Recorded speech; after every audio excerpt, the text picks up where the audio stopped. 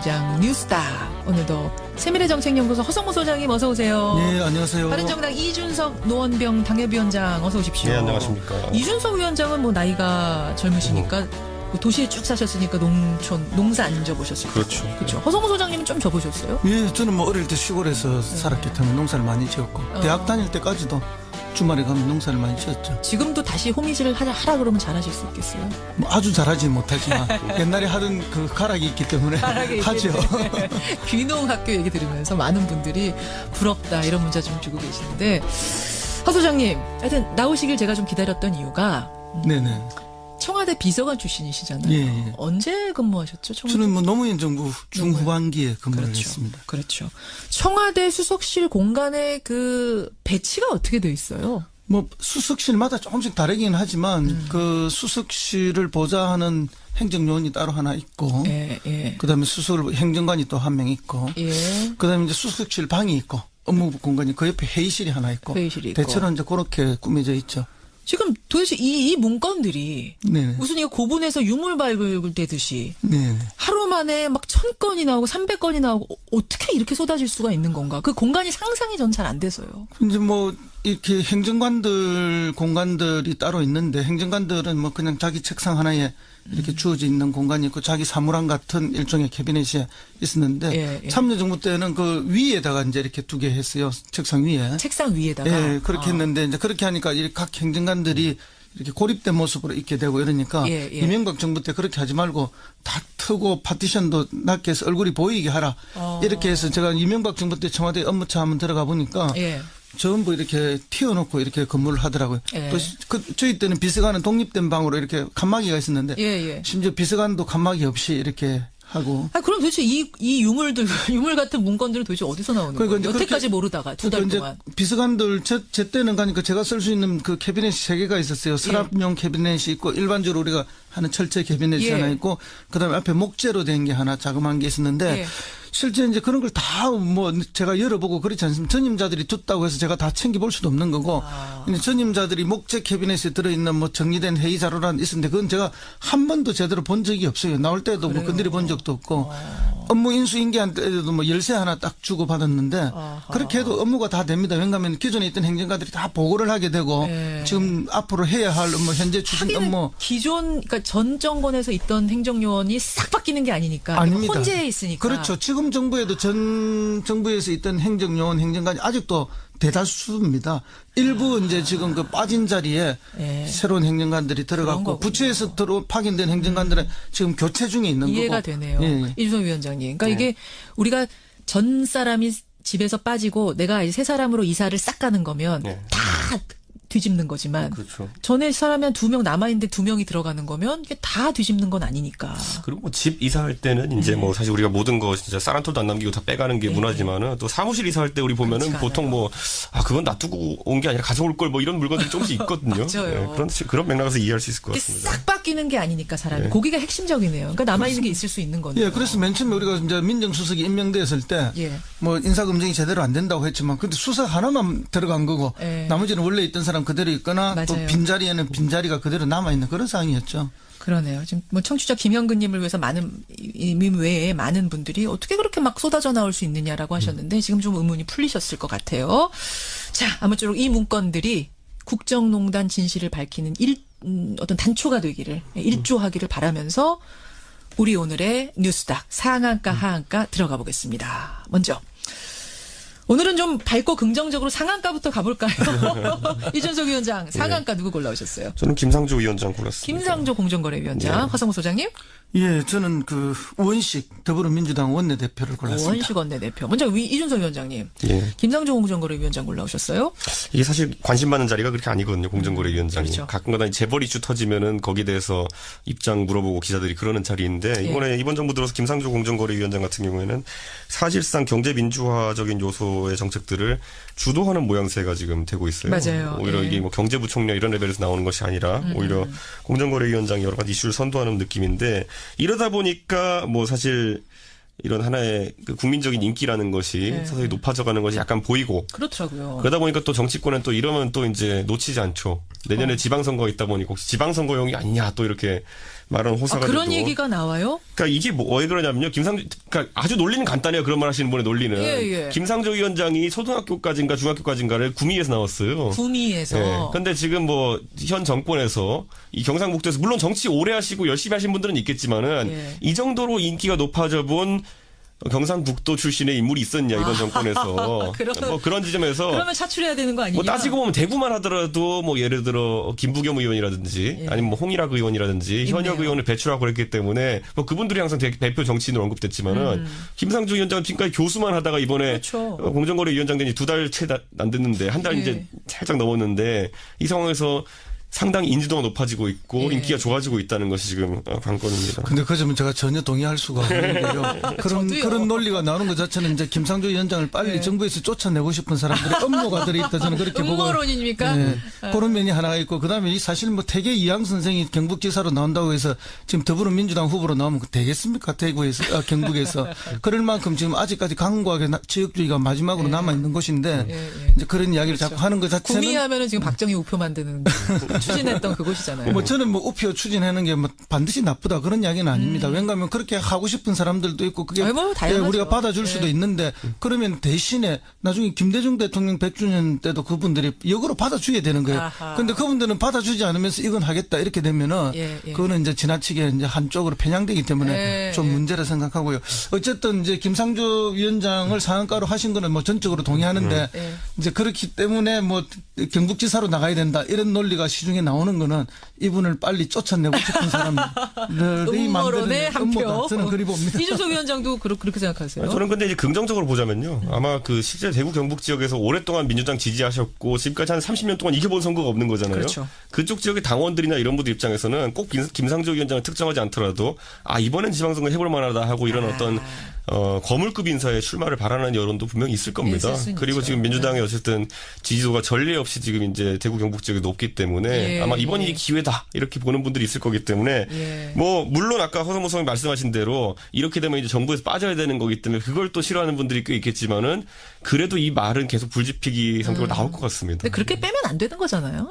이거는 뭐 전혀 아니고요. 지금 뭐 그 이분 아니라도 경북지사 나갈 분은 얼마든지 찾아서 내보낼 수 있는 건데. 근데 지금은 이렇지만 나중에 이제 급해지면 지방선거 앞두고는요 총력전 하자는 얘기 나오고 예전에도 박근혜 정부 때도 그래서 보면 2014년 지방선거에 지금 보면 당선된 광역단체장 중에 상당수를 국회의원을 차출해서 냈거든요. 맞아요. 그 뭐냐면 남경필, 원희룡 뭐 다 이렇게 차출했거든요. 김기현 그렇게 해야지 이제 이길 수 있다는 절박함이 생기면은 실제로 그렇게 합니다 또. 자, 요건 두고 보겠습니다. 내년 선거 어떻게 되는지 한번 두고 보고 여하튼 공정거래위원장 김상조 위원장 상당히 인기 많다는 거 상한가라는 것만은 두 분 다 동의하시는 거죠. 그렇죠. 허성무 소장님 상한가.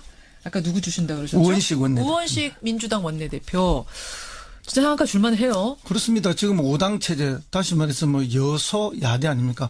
집권당인 더불어민주당이 아주 이제 적은 뭐 1당이긴 하지만 적은 당이 되어버렸는데 혼자서 할 수 있는 일이 아무것도 없습니다. 맞아요. 그래서 다른 야당의 끊임없는 도움 협조를 요청해야만 되는데 그 일이 결코 쉬운 일이 아니죠. 심지어 그냥도 쉽지 않았었는데 국민의당 사태 벌어지면서는 꽉 막혔었잖아요. 그렇죠. 진짜. 바로 그런 겁니다. 그래서 이제 본인도 중간에 눈물까지 한 번씩 흘리면서 뭐 일을 했는데 이분이 사실은 이제 뭐 그 이전에 뭐 야당으로 있을 때 을지로위원회 위원장을 했어요. 그래서 세상의 모든 을들의 눈물을 닦아주겠다. 그래서 뭐 그렇네요. 갑과의 전면전에 맨 앞에 서서 많이 싸웠죠. 그 엄청난 그 고통과 뭐 이런 게 따르는 일이지만 그걸 잘 추진해냈는데 여당 원내대표로서 잘할까 이런 걱정을 했는데 아주 잘했다 저는 생각합니다. 청와대에도 할 말은 다 하고 또 전략상으로 요구할 건 명백하게 요구하면서 청와대에 가서 하루만 더 기회 주십시오. 지금 저 임명하면 안 됩니다. 기다려주세요. 스탑 해놓고. 그렇죠. 그리고 이제 뭐 또 설득하고 또 그 어떤 대안을 만들어서 다시 청와대를 설득하고 이렇게 해서 조정해내는 역할을 했기 때문에 여당 원내대표로서의 뭐 충분한 자질을 보여준 것이 아닌가. 그러다 보니까 이제 과거 야당 때는 문제 제기자의 역할을 많이 했는데 여당이 됨으로써 문제 해결자의 능력을 제대로 보여주고 있는 사람이다. 그래서 저는 상한가를 드리고 그런 면에서는 우리 추미애 대표님하고 약간 대비되는 그런 면도 있었다. 자, 이야기가 자연스럽게 하한가로 넘어갑니다. 제가 아까 하한가 두 분 써오신 거를 좀 보니까 하한가 이름에 추미애 대표 골라오신 분이 누구세요? 저죠. 이준석 위원장. 그러니까 지금 추미애 대표를 하한가까지 줄 정도라고 생각하세요?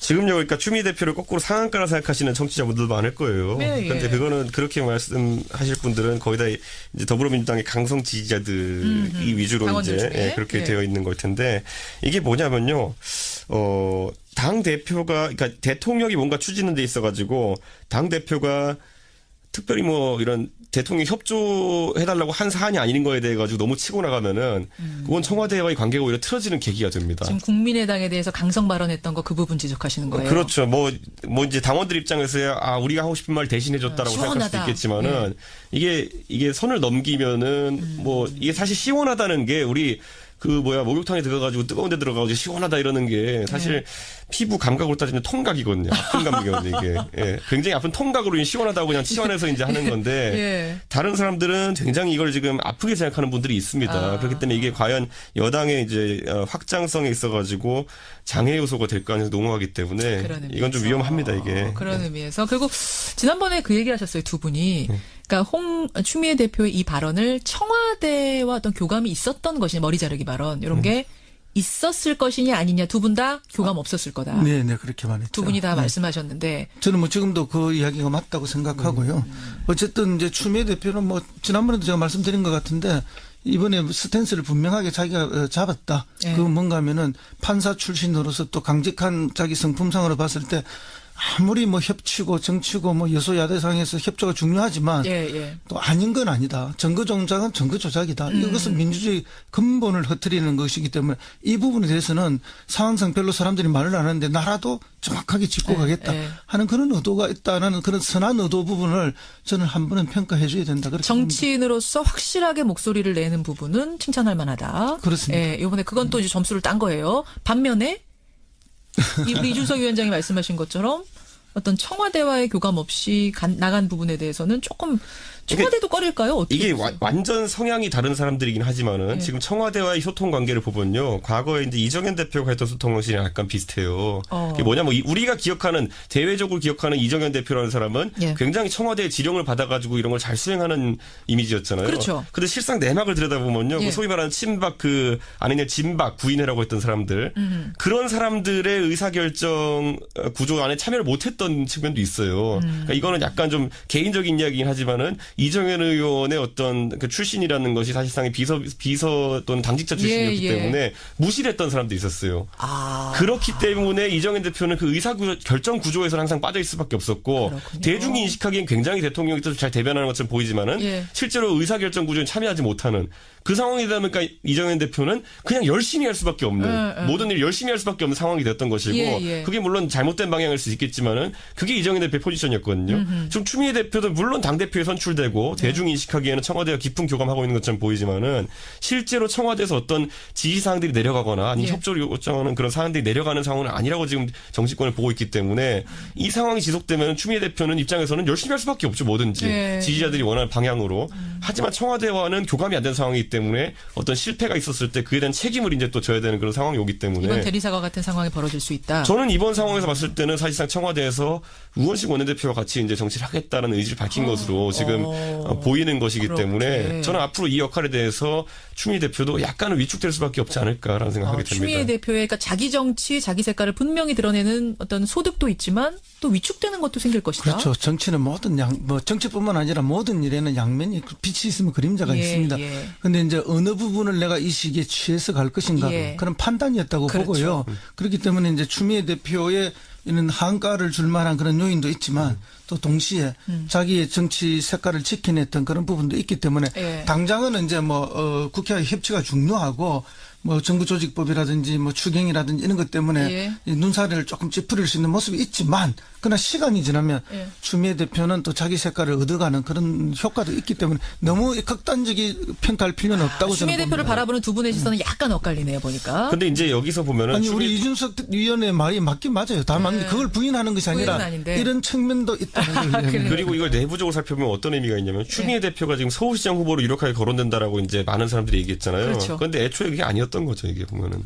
그 무슨 말씀이세요? 그러니까 추미애 대표 입장에서는 본인이 어쨌든 인지도도 닦고 이렇게 해주기 때문에 했던 건데 이런 일련의 상황들이 겹치면서 결국 추미애 대표는 출마를 부인하고 있거든요, 지금 주변에. 그렇죠. 그렇게 되고 지금 오히려 돌고 있는 이야기가 뭐냐면은 원래 우원식 원내대표도 서울시장의 뜻이 있다는 얘기 많이 돌았어요. 그래요? 그러니까 이름이 돌았던 분이 우원식 원내대표, 추미애 대표, 이인영 의원, 박원순 시장 뭐 여럿 있었거든요. 이재명 시장까지. 근데 그 중에서 우리가 참 재밌는 현상 볼 수 있는 게 뭐냐면은 대중적인, 제가 옆 동네에서 정치해서 그런지 모르겠지만 대중적인 인지도는 우원식 의원님이 좀 낮아요. 다른 분들에 비해서. 그런데 지금까지 당내에 있던 웬만한 경선에서는 항상 우원식 의원이 이겼습니다. 그렇게 됐나요? 그러니까 그게 이제 민평령계의 아주 좋은 지지를 받고 있기도 하지만은 우리가 봤을 때 지난번에 우상호 원내대표 됐을 때도 보면은 1차 투표에서는 우원식 의원이 이겼어요. 그러네요. 그러니까 당내 수많은 인사들이 을지로위원회 활동이라든지 이런 걸 통해 가지고 신망을 얻고 있는 부분이 있기 때문에 실제로 지금 서울시장 후보를 앞두고 추미애 대표가 너무 빨리 부상했었기 때문에 너무 빨리 치고 나간 거 아니냐? 그러니까 우리가 생각과 다른 어떤 당내 정치가 이루어지고 있습니다. 알겠습니다. 우원식 원내대표 곧 출연하실 거거든요. 제가 요 질문 할게요. 저한테 이제 뭐라 하실 겁니다. 이제 동네 가가지고 있으십니까? 야, 너 왜 그거 먼저 그렇게 가서 얘기하냐 이렇게 저한테 얘기하셔서 서울시장에 뜻있는 사람을 두 손으로 다 헤아릴 수가 없어요. 그렇답니다. 예, 하여튼 제 질문 하도록 하고 시간 별로 없는데 하한가 허성무 소장님은 하한가 누구 주시겠어요?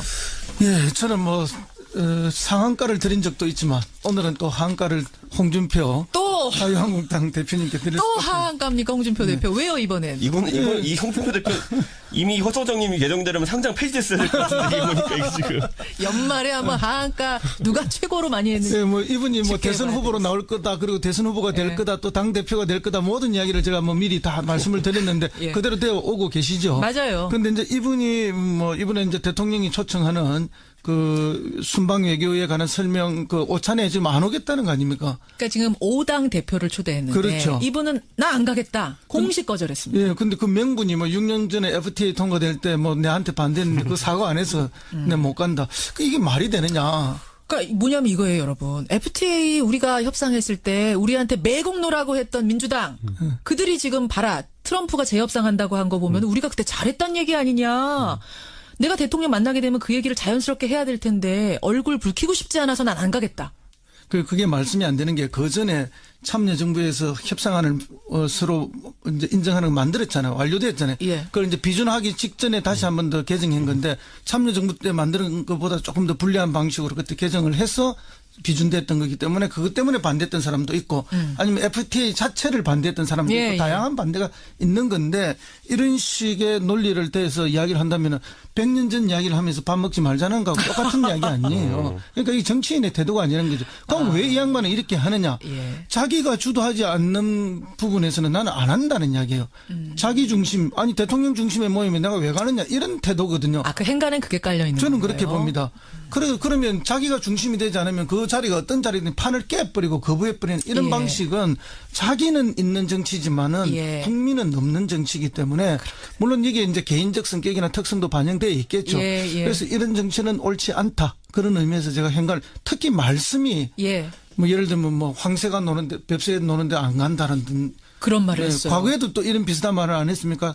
뭐 개가 짖어도 기차는 달린다. 그럼 본인은 기차고 개는 국민이라는 이야기 아닙니까?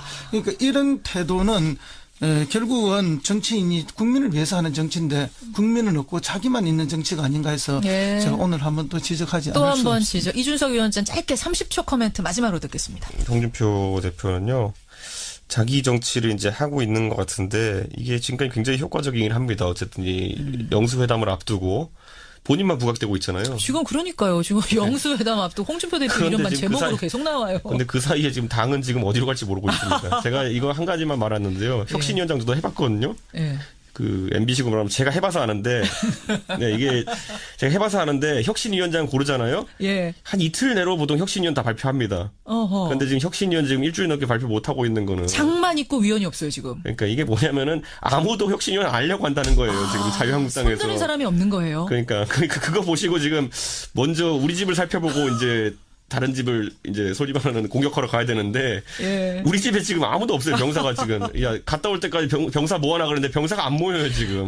아생 연호 살타인데 아생이 지금 안 되고 그러니까 지금 혁신위원회 빨리 명단을 보고 싶습니다. 제가 그럼 그것도 한번 다음 주에 이야기해 볼 테니까 다음 주까지 나올지 모르겠지만은. 새누리당이 아니라 뭡니까 자유한국당 혁신위원도 안 나오는 상황. 저는 이틀 만에 모았습니다. 홍준표 대표님. 평가를 드리고 그런 면에서는 우리 추미애 대표님하고 약간 대비되는 그런 면도 있었다. 자, 이야기가 자연스럽게 하한가로 넘어갑니다. 제가 아까 하한가 두 분 써오신 거를 좀 보니까 하한가 이름에 추미애 대표 골라오신 분이 누구세요? 저죠. 이준석 위원장. 그러니까 지금 추미애 대표를 하한가까지 줄 정도라고 생각하세요? 지금요, 그러니까 추미애 대표를 거꾸로 상한가라 생각하시는 청취자분들도 많을 거예요. 네, 그런데 예. 그거는 그렇게 말씀하실 분들은 거의 다 이제 더불어민주당의 강성 지지자들이 위주로 당원들 이제 중에. 그렇게 예. 되어 있는 걸 텐데 이게 뭐냐면요, 당 대표가 그러니까 대통령이 뭔가 추진하는 데 있어가지고 당 대표가 특별히 뭐 이런 대통령 협조해달라고 한 사안이 아닌 거에 대해 가지고 너무 치고 나가면은 그건 청와대와의 관계가 오히려 틀어지는 계기가 됩니다. 지금 국민의당에 대해서 강성 발언했던 거 그 부분 지적하시는 거예요. 그렇죠. 뭐 이제 당원들 입장에서야 우리가 하고 싶은 말 대신해줬다라고 생각할 수도 시원하다. 있겠지만은 이게 선을 넘기면은 뭐 이게 사실 시원하다는 게 우리 목욕탕에 들어가가지고 뜨거운 데 들어가가지고 시원하다 이러는 게 사실 피부 감각으로 따지면 통각이거든요. 아픈 감각이거든요, 이게. 예. 굉장히 아픈 통각으로 시원하다고 그냥 시원해서 이제 하는 건데 예. 다른 사람들은 굉장히 이걸 지금 아프게 생각하는 분들이 있습니다. 그렇기 때문에 이게 과연 여당의 이제 확장성에 있어가지고 장애 요소가 될 가능성이 농후하기 때문에 그런 의미에서. 이건 좀 위험합니다, 이게. 그런 의미에서. 그리고 지난번에 그 얘기 하셨어요, 두 분이. 그러니까 추미애 대표의 이 발언을 청와대와 어떤 교감이 있었던 것이냐, 머리 자르기 발언. 이런 게 있었을 것이냐 아니냐 두 분 다 교감 없었을 거다. 네, 그렇게 말했죠. 두 분이 다 말씀하셨는데. 저는 뭐 지금도 그 이야기가 맞다고 생각하고요. 어쨌든 이제 추미애 대표는 뭐 지난번에도 제가 말씀드린 것 같은데 이번에 스탠스를 분명하게 자기가 잡았다. 예. 그 뭔가 하면은 판사 출신으로서 또 강직한 자기 성품상으로 봤을 때 아무리 뭐 협치고 정치고 뭐 여소야대상에서 협조가 중요하지만 예. 또 아닌 건 아니다. 정거 조작은 정거 조작이다. 이것은 민주주의 근본을 흐트리는 것이기 때문에 이 부분에 대해서는 상황상 별로 사람들이 말을 안 하는데 나라도 정확하게 짚고 가겠다 하는 그런 의도가 있다는 그런 선한 의도 부분을 저는 한 번은 평가해 줘야 된다. 그렇게 정치인으로서 확실하게 목소리를 내는 부분은 칭찬할 만하다. 그렇습니다. 예, 이번에 그건 또 이제 점수를 딴 거예요. 반면에 우리 이준석 위원장이 말씀하신 것처럼 어떤 청와대와의 교감 없이 나간 부분에 대해서는 조금 청와대도 꺼릴까요? 어떻게 이게 보세요? 완전 성향이 다른 사람들이긴 하지만은 지금 청와대와의 소통 관계를 보면요. 과거에 이제 이정현 대표가 했던 소통 방식이랑 약간 비슷해요.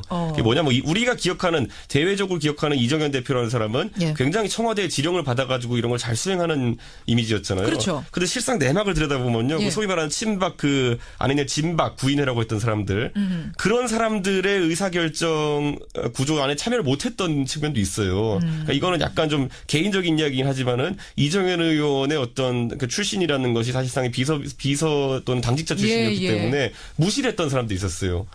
그렇기 때문에 이정현 대표는 그 의사결정 구조에서 항상 빠져 있을 수밖에 없었고. 그래도 그분들이 역으로 받아줘야 되는 거예요. 그런데 그분들은 받아주지 않으면서 이건 하겠다 이렇게 되면은 그거는 이제 지나치게 이제 한쪽으로 편향되기 때문에 좀 문제라 생각하고요. 어쨌든 이제 김상조 위원장을 상한가로 하신 거는 뭐 전적으로 동의하는데 이제 그렇기 때문에 뭐 경북지사로 나가야 된다 이런 논리가 시중에 나오는 거는 이분을 빨리 쫓아내고 싶은 사람들이 음모론의 한 표. 저는 그리 봅니다. 이준석 위원장도 그렇게 생각하세요? 저는 근데 이제 긍정적으로 보자면요. 아마 그 실제 대구 경북 지역에서 오랫동안 민주당 지지하셨고 지금까지 한 30년 동안 이겨본 선거가 없는 거잖아요. 그렇죠. 그쪽 지역의 당원들이나 이런 분들 입장에서는 꼭 김상조 위원장을 특정하지 않더라도 이번엔 지방선거 해볼 만하다 하고 이런 어떤 거물급 인사의 출마를 바라는 여론도 분명히 있을 겁니다. 그리고 지금 민주당이 어쨌든 지지도가 전례 없이 지금 이제 대구 경북 지역에 높기 때문에 아마 이번이 기회다 이렇게 보는 분들이 있을 거기 때문에 뭐 물론 아까 허성모 선생님 말씀하신 대로 이렇게 되면 이제 정부에서 빠져야 되는 거기 때문에 그걸 또 싫어하는 분들이 꽤 있겠지만은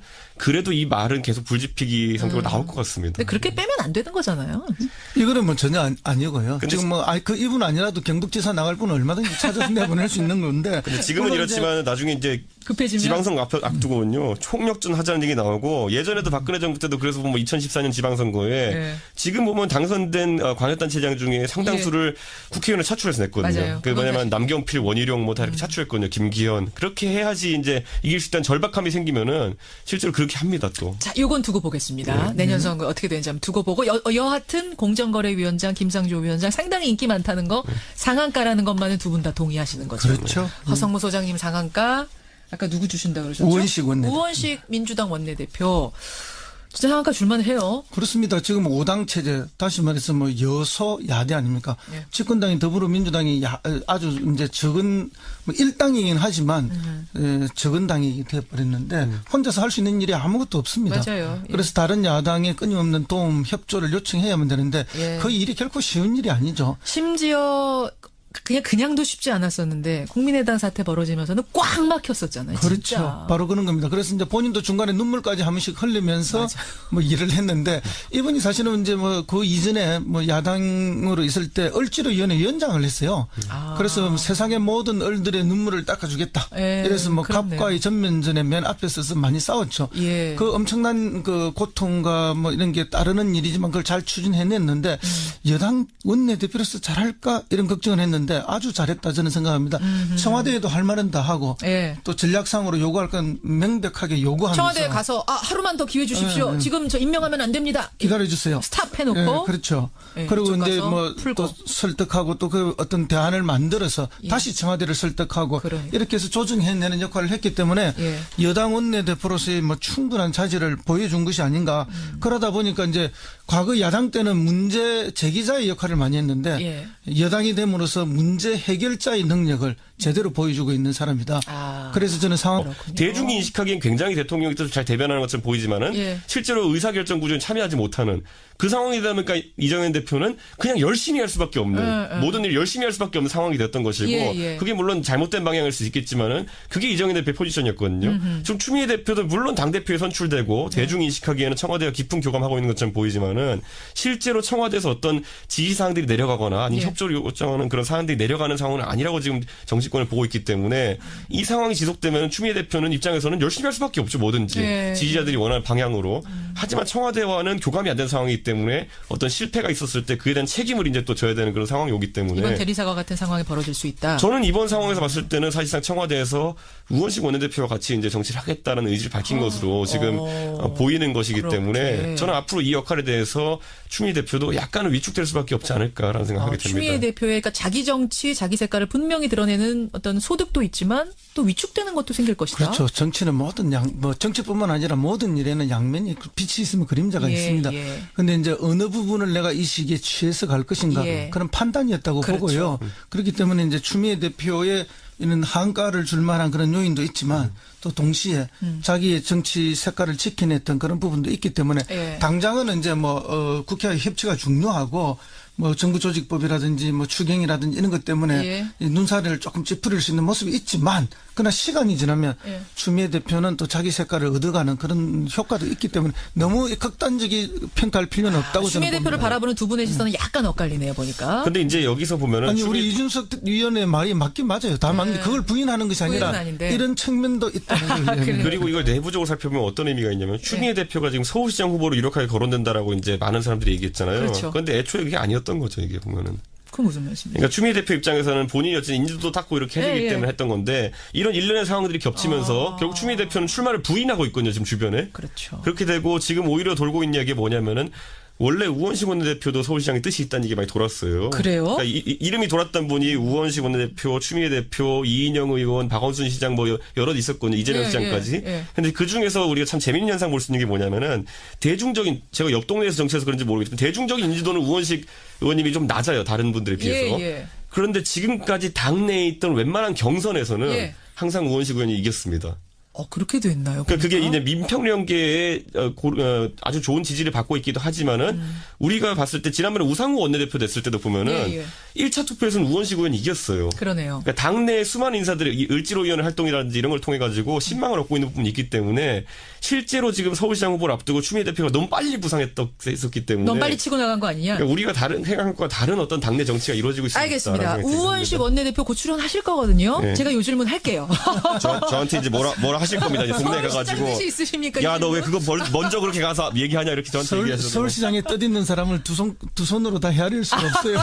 명이 들어가는 거면 이게 다 뒤집는 건 아니니까. 그리고 뭐 집 이사할 때는 이제 뭐 사실 우리가 모든 거 진짜 쌀 한 톨도 안 남기고 다 빼가는 게 문화지만은 또 사무실 이사할 때 우리 보면은 그렇지 보통 뭐 그건 놔두고 온 게 아니라 가져올 걸 뭐 이런 물건들이 조금씩 있거든요. 맞아요.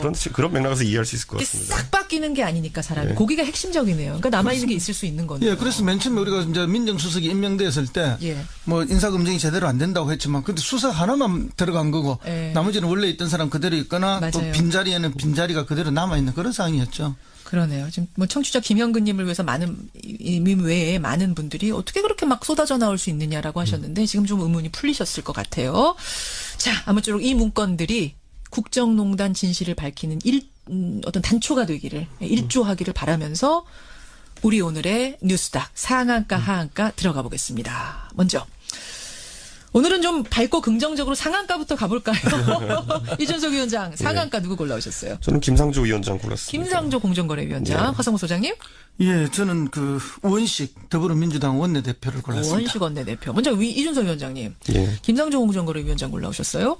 이게 사실 관심 받는 자리가 그렇게 아니거든요. 공정거래위원장이. 그렇죠. 가끔가다 재벌 이슈 터지면은 거기에 대해서 입장 물어보고 기자들이 그러는 자리인데 이번 정부 들어서 김상조 공정거래위원장 같은 경우에는 사실상 경제민주화적인 요소의 정책들을 주도하는 모양새가 지금 되고 있어요. 맞아요. 오히려 예. 이게 뭐 경제부총리 이런 레벨에서 나오는 것이 아니라 오히려 공정거래위원장이 여러 가지 이슈를 선도하는 느낌인데 이러다 보니까 뭐 사실 이런 하나의 그 국민적인 인기라는 것이 네. 서서히 높아져가는 것이 약간 보이고 그렇더라고요. 그러다 보니까 또 정치권은 또 이러면 또 이제 놓치지 않죠. 내년에 지방선거가 있다 보니까 혹시 지방선거용이 아니냐 또 이렇게 말하는 호사가 그런 되고. 얘기가 나와요? 그러니까 이게 왜 그러냐면요. 그러니까 아주 논리는 간단해요. 그런 말 하시는 분의 논리는. 예. 김상조 위원장이 초등학교까지인가 중학교까지인가를 구미에서 나왔어요. 구미에서. 예. 근데 지금 뭐 현 정권에서 이 경상북도에서 물론 정치 오래 하시고 열심히 하신 분들은 있겠지만은 예. 이 정도로 인기가 높아져 본 경상북도 출신의 인물이 있었냐 이번 정권에서 뭐 그런 지점에서 그러면 차출해야 되는 거 아니냐? 뭐 따지고 보면 대구만 하더라도 뭐 예를 들어 김부겸 의원이라든지 아니면 뭐 홍일학 의원이라든지 현역 의원을 배출하고 그랬기 때문에 뭐 그분들이 항상 대표 정치인으로 언급됐지만은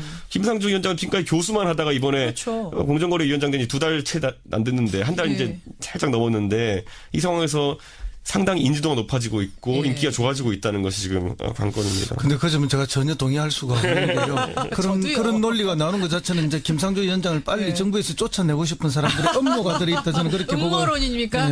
그런 면이 하나가 있고 그다음에 이 사실 뭐 태계 이항 선생이 경북지사로 나온다고 해서 지금 더불어민주당 후보로 나오면 되겠습니까? 대구에서 경북에서 그럴 만큼 지금 아직까지 강고하게 지역주의가 마지막으로 남아 있는 곳인데 이제 그런 이야기를 자꾸 하는 것 자체는 구미하면은 지금 박정희 우표 만드는 추진했던 그곳이잖아요. 뭐 저는 뭐 우표 추진하는 게 뭐 반드시 나쁘다 그런 이야기는 아닙니다. 왜냐하면 그렇게 하고 싶은 사람들도 있고 그게 뭐 다양하죠. 우리가 받아줄 수도 있는데 그러면 대신에 나중에 김대중 대통령 100주년 시장 뉴스다. 오늘도 세밀의 정책연구소 허성무 소장님 어서 오세요. 네 안녕하세요. 바른정당 이준석 노원병 당협위원장 어서 오십시오. 네 안녕하십니까. 이준석 위원장은 뭐 나이가 젊으시니까 도시에 쭉 사셨으니까 농사 안 져보셨을 거예요. 그렇죠. 허성무 소장님은 좀 져보셨어요? 예, 저는 뭐 어릴 때 시골에서 살았기 때문에 농사를 많이 지었고 대학 다닐 때까지도 주말에 가면 농사를 많이 지었죠. 지금도 다시 호미질을 하라 그러면 잘하실 수 있겠어요? 뭐 아주 잘하지 못하지만 옛날에 하던 그 가락이 있기 때문에 하죠. 귀농학교 얘기 들으면서 많은 분들이 부럽다 이런 문자 좀 주고 계시는데 허 소장님 하여튼 나오시길 제가 좀 기다렸던 이유가 네네. 청와대 비서관 출신이시잖아요. 예. 언제 근무하셨죠? 청와대? 저는 뭐 노무현 정부 중후반기에 근무를 했습니다. 그렇죠. 청와대 수석실 공간의 그 배치가 어떻게 돼 있어요? 뭐 수석실마다 조금씩 다르긴 하지만 그 수석실을 보좌하는 행정요원이 따로 하나 있고 그다음에 수석 행정관이 또 한 명 있고 그다음에 이제 수석실 방이 있고 업무부 공간이 그 옆에 회의실이 하나 있고 대체로 이제 그렇게 꾸며져 있죠. 지금 도대체 이 문건들이 무슨 이거 고분에서 유물 발굴되듯이 하루 만에 막 1000건이 나오고 300건이 나오고 어떻게 이렇게 쏟아질 수가 있는 건가? 그 공간이 상상이 전 잘 안 돼서요. 이제 뭐 이렇게 행정관들 공간들이 따로 있는데 행정관들은 뭐 그냥 자기 책상 하나에 이렇게 주어져 있는 공간이 있고 자기 사무랑 같은 일종의 캐비넷이 있었는데 참여정부 때는 그 위에다가 이제 이렇게 두게 했어요. 책상 위에. 책상 위에다가. 예, 그렇게 했는데 이제 그렇게 하니까 각 행정관들이 이렇게 고립된 모습으로 있게 되고 이러니까 이명박 정부 때 그렇게 하지 말고 다 트고 파티션도 낮게 해서 얼굴이 보이게 하라. 이렇게 해서 제가 이명박 정부 때 청와대 업무차 한번 들어가 보니까 전부 이렇게 튀어놓고 이렇게 근무를 하더라고요. 또 저희 때는 비서관은 독립된 방으로 이렇게 칸막이가 있었는데 심지어 비서관도 칸막이 없이 이렇게 하고. 아, 그럼 도대체 이 유물들, 유물 같은 문건들은 도대체 어디서 나오는 그러니까 거예요? 이제 여태까지 모르다가 두 달 그러니까 동안. 이제 비서관들 제 때는 가니까 제가 쓸 수 있는 그 캐비넷이 3개가 있었어요. 서랍용 캐비넷이 있고 일반적으로 우리가 하는 철제 캐비넷이 예. 하나 있고 그다음에 앞에 목재로 된 게 하나 자그마한 게 있었는데 예. 실제 이제 그런 걸 다 뭐 제가 열어보고 그렇지 않습니까? 전임자들이 뒀다고 해서 제가 다 챙겨볼 수도 없는 거고 이제 전임자들이 목재 캐비넷에 들어있는 뭐 정리된 회의 자료란 있었는데 그건 제가 한 번도 제대로 본 적이 없어요. 나올 때도 뭐 건드려 본 적도 없고 업무 인수인계한 때도 뭐 열쇠 하나 딱 주고 받았는데 그렇게 해도 업무가 다 됩니다. 왜냐하면 기존에 있던 행정가들이 다 보고를 하게 되고 예. 지금 앞으로 해야 할 업무 현재 추진 하기는 업무 기존, 그러니까 전 정권에서 있던 행정요원이 싹 바뀌는 게 아니니까. 아닙니다. 혼재해 있으니까. 그렇죠. 지금 정부에도 전 정부에서 있던 행정요원 행정관이 아직도 대다수입니다. 일부 이제 지금 그 빠진 자리에 예. 새로운 행정관들이 그런 들어갔고 거군요. 부처에서 파견된 행정관들은 지금 교체 중에 있는 이해가 거고. 되네요. 예. 이준석 위원장님. 그러니까 네. 이게 우리가 전 사람이 집에서 빠지고 내가 이제 새 사람으로 이사를 싹 가는 거면 네. 다 뒤집는 거지만 그렇죠. 전에 사람이 한 2명 남아있는데